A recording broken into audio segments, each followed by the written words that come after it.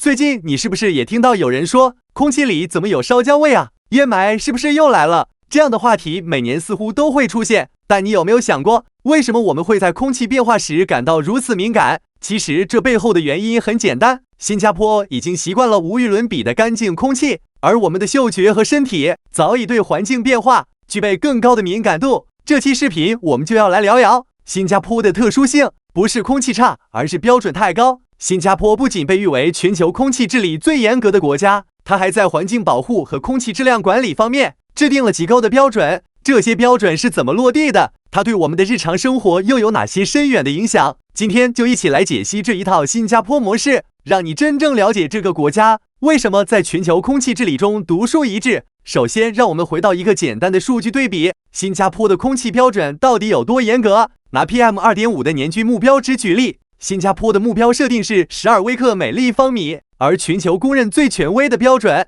例如世界卫生组织的建议值，发达国家仅需达到15微克每立方米就已经很优秀了。而在东南亚地区，新加坡的邻国比如印度尼西亚和泰国，他们的 PM2.5 年均值长期处于25至50微克每立方米之间，要么翻了新加坡的2-3倍，要么更高。如果把目光投向全球范围内的典型工业化国家，你会发现这些国家的空气质量在污染工厂的推动下普遍更糟。中国一些城市的 PM2.5 年均值能达到60微克每立方米以上，个别重工业城市甚至更高。在大部分非洲国家和南亚地区，这一指标甚至超过90微克，是新加坡标准的7倍以上。有趣的是，新加坡做这一套标准不是因为自然条件优越，而是靠制度和治理硬性达成。比如新加坡没有重污染型工业，所有制造业都严格限制排放，还有新加坡全面禁止燃煤发电，能源结构以天然气发电为主。最关键的是，全岛范围内建立了密集化空气监测系统，全天候采集数据还向公众实时开放。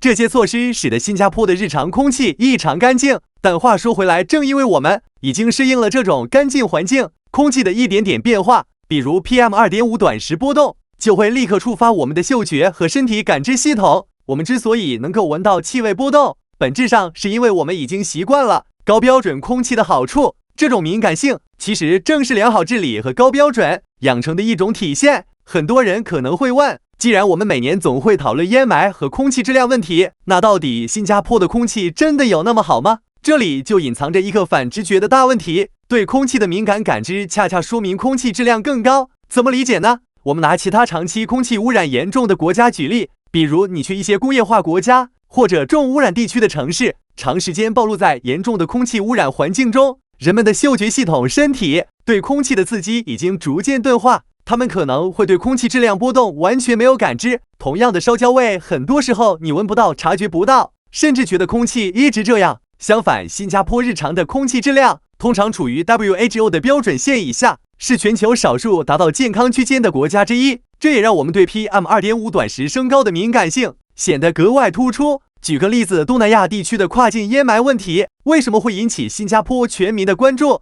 因为它涉及到每年特定季节在邻国发生的农业焚烧森林火灾后，空气中颗粒物的传输。就算是在外部影响下，新加坡空气治理系统依然能够准确地捕捉到细微变化，并显示在公开的监测数据平台上。不是空气变得很糟，而是我们已经习惯了高标准治理带来的优质生活。这种综合的敏感性其实是社会水平提升的结果，也是我们的巨大优势。那问题来了，新加坡不仅能快速感知空气质量变化，还能有效控制，这到底是如何实现的呢？答案在于新加坡拥有一套对空气的主动管理系统，而不是被动承受。具体怎么做的呢？首先，新加坡有覆盖全岛的高密度监测网络，比如新加坡国家环境局 NEA 通过全岛多点布设的设备，24小时监测 PM2.5 颗粒空气污染指数、风向风速还有天气变化等动态数据。这一系统不仅能够区分本地的排放源问题，还可以控制外部污染物进入时的影响。每当跨境烟霾发生，新加坡能迅速定位到污染源，并通过国际协作或本地调节措施减小影响，让空气质量迅速回归标准水平。这种数据化、智能化管理